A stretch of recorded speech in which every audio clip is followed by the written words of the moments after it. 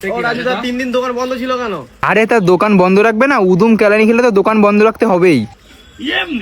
এমনি আমরা জানি না তুমি দোকানটা কেন বন্ধ রেখেছো? কেলানি খেয়ে তো ঘরে শুয়েছিলে।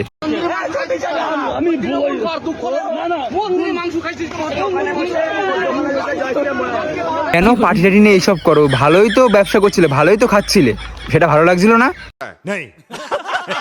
রাজুদা মারধরকে নিজের পার্টি চেঞ্জ করে নিল।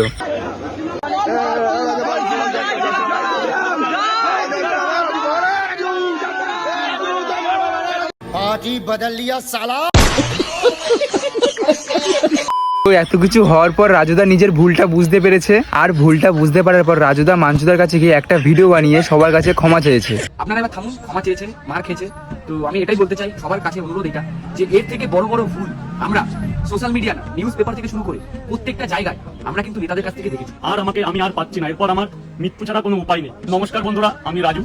বিগত দিনে আমি একটা ভুল করেছি, একজনের প্রবচনায় করে আমি মন্দিরে মাংস আহার করেছি। ওটা কিন্তু আমাকে একজন যথারীতি বাড়িতে ইনভাইট করেছিল এবং তার পরিবার বর্গ মিলে নিচে ছিল। সে বললো চলো উপরে খাবো। উপরে যে শিব মন্দির, সত্যি আমি অতটা বুঝতে পারিনি, এবং সে যে ওইভাবে ভিডিও করবে আমি তাও বুঝতে পারি। তো এত অন্যায় করেছি যার ক্ষমা হয় না, তবুও আপনারা আমাকে ক্ষমা করে দিন। এবং প্রত্যেক গুরুজির কাছে এবং প্রত্যেক সনাতনী ভাইদের কাছে আমি করজোড় করে মাথা নত করে ক্ষমা প্রার্থী। যে ভুল আমি অজান্তে করে ফেলেছি তার ক্ষমা হয় না আমি জানি, তবু আমি তো একটা মানুষ। আপনারা প্লিজ আমাকে ক্ষমা করে দিন। আমার একটা পরিবার আছে, আমার বৃদ্ধ মা বাবা আছে, আমার ওয়াইফ আছে। আমি আজকে এমন অবস্থায় আছি যে আমি ঘরবন্দি, এবং লজ্জায় আমার এতটা লজ্জিত যে আমি বাইরে বেরোতে পারছি না এবং বন্ধু বান্ধবের সাথে মিশতে পারছি না পারছি আমার কর্মকাজে যেতে।